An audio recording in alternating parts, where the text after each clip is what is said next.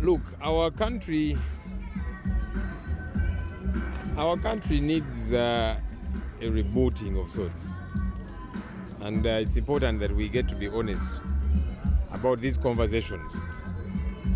Yes, I have been declared winner. Some people will say, so yes, Joel. Alright, abasinga kyemmanyi bino byote mwabirabye naye His Excellency Robert Kyagulanyi ebyadde olunaku olwaleero kyemmanyi he is one of the proudest dads ogenda kumbuza batya omukulu Hon LOP Joel Ssenyonyi olunaku olwaleero we bamaze kubeera nga bamulangira yalabiddwako amabega ekololo we babadde balangirira abantu nkugambye amabega wa tenti amaziga nga gamuyitamu lwaki ogenda kubeera nga obinyonyoka mu vidiyo gye nkuletedde naye naddala gwe munankyukakyuka mbadde nsaba sembera waneeno eno video hiyo naye nga tetunagendayo mbadde nkusaba osooka ogimpereka like bw'oba omaze subscribing. This is just a developing story bingi nnyo bikyakuleetera naddala His Excellency Robert Kyagulanyi ssaawa zino yeekwesebwa olunaku olwaliro nga bwe nkugambye omukulu Ssenyonyi amaziga gamuyiseemu yadde bamulangiridde His Excellency Robert Kyagulanyi byaddala abadde so proud of him we yawulidde eno speech njeko osooka ogirabe ombulire byaddala abadde asaanira okubeera nga ayiwa amaziga kubanga yawangudde yandigambye yamanyi Bobi Wine kasa biki video yino temugamba ntemumugamba. So yes, Joel Ssenyonyi, you're leader of the opposition, you have been declared winner. So that means everything is smooth. What did they want them to declare? The lies that are being declared elsewhere, because even for myself, we did see, and I moved with some of you media persons at the police barracks, Naguruntinda, people not on the voters register, voting, our agents being told stay away from this table so they cannot ascertain who is rightfully meant to vote and should be in the register, and who knows if everything was smooth as opposed to, yes, this big margin I've gotten, perhaps it would have been a lot more. We have got numerous concerns. We've been here for coming to 48 hours now, waiting for the results to be declared for all of us within Kampala. People in far-flung places, in villages and so on, their processes happened smoother. This one took forever. The reason being, they kept tinkering with results. And that's the challenge that is across. Where somebody got 38, and the NRM candidate, for example, in Nakawa East, one of the declaration of results forms, 38, they add a 0 to make it seem like he has got 380 votes. But they already wrote on the other side 38. So then they just inserted 100, 3,800. But down at the bottom, the total number of valid votes cast is 164. It is something that I raised here yesterday with the returning officer. I said, how can you say that the NRM candidate got 380 votes and then the others, but down here, you're saying the total number of valid votes cast is 164. Clearly showing you that this 0 was just added. And they said, we are going to look into that matter. And most of the DR forms were that way. Even on my end, there were a couple of those declaration of results forms. Perhaps the margin was too huge and they struggled to tinker with it. But this is problematic. And so we should not glorify this problematic situation. The returning officer has said that yes, we agreed that all these DR forms that had complaints, we just disregard them and move forward. That's not what we agreed upon. We said these here are issues that must be dealt with. You cannot say the total number of votes cast is 164, but then you're saying somebody got more than half, double that, actually more than double that number. And then you say we just disregard this. No, you follow the correct one. Because then you're disenfranchising the candidate who won at that polling station by saying all those particular votes should be disregarded. And they've done that for numerous places. A number of my colleagues are still here. Kawempe, Makindye. People have got their DR forms, they have won overwhelmingly. But they're still being taken in circles and so on. I don't know, they have to beg who to be declared winner. Why can't the right thing just be done? So that's why I'm saying that our country needs a reboot.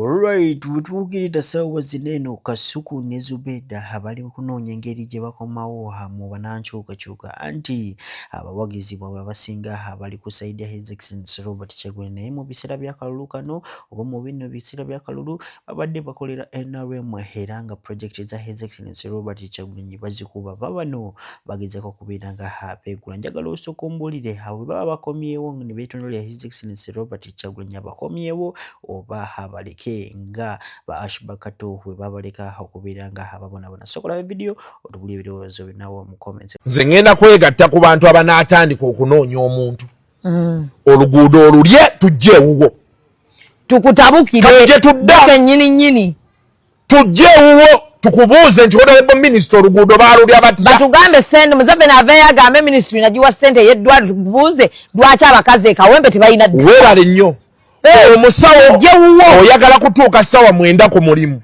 tujja kukimako kuwemu ate nga bangaye baabongeza sente yes kati tulina okusooka ffeffe nnyini nga etunadde eno kuba okusinziira ku bye tulaba buli lukya ekyokukyusa waggulu kyeyongera kaloba ekyo batwagala okutuagala naye kati bano kuba Zubeda waliwo ekintu bwe tujja ne tukuba omu bw'ati mwenna mutweyungeko naye tuba tetumukubye bw'anaatulaba abantu 10 ku geeti ye nga tumwetisse paka mu ddwaliro akole ajja tandika tumugamba sente baatugaye mu ddwaliro naye n'Abannayuganda nabo balina ekizibu omusawo n'atuuka ku ssaawa 4 alina otuuka ku emu mwe namusigala nga mumulaga nti abayamba buyambi omusawo muyole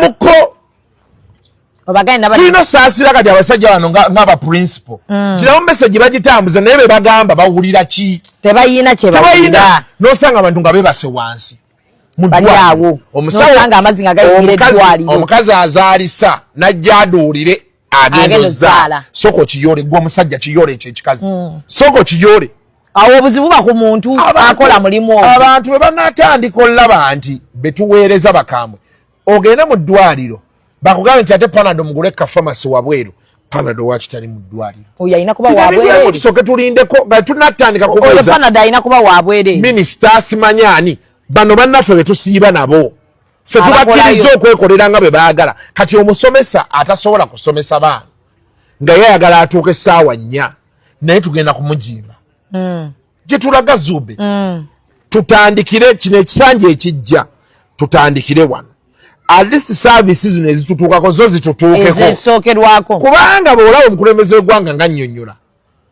we cannot say entirely nti he has no blame naye ate akulaga nti babireeta ne biragawa yes kati bwe kibeera ng'eno waggulu wakalubye wano we tukwata tulina okulabawo era bano bonna bonna abalyoko bannankyukakyuka simanya omusajja ajja kgenda ajja kukola ki amaanyi mbagambye na programu gyendeeta speak to the government si kyekyo bagisatya speak to the government twagala president baamala okulayira tugenda teekawo whatsapp line ng'abantu baweereza bye balaba eyo omusawo agaanye okukola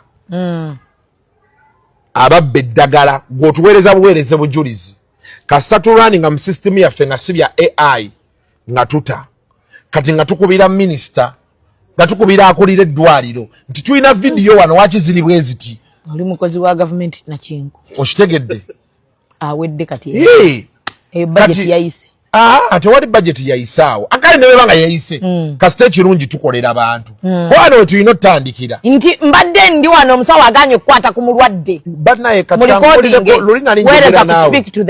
yes luli nali njogera naawe nga ndi ku luno oluguudo luno olw'e Masaka kyotera mutukula lwakuba bali muddukola ne banaye oluguudo omanyi endwadde eziri awo ennyumba z'abantu zonna nfuufu bonna bonna abaazimba nfuufu abantu ennyumba ezimu baaziggalawo ne bagenda azini nfuufu naye nga bakulaga nti oluguudo lumaze emyaka 2 balukola teruggwa katulina otandika obbuuza abantu kiki ekibakozesa oluguudo emyaka 2 olwokubire minisita kati minisita we tumukubira abantu bategeere nti nedda sente twazifulumya kontrakita yalwawo ku makya kontrakita atusangewo nga tutumutudde nga ffe tuvuga tractor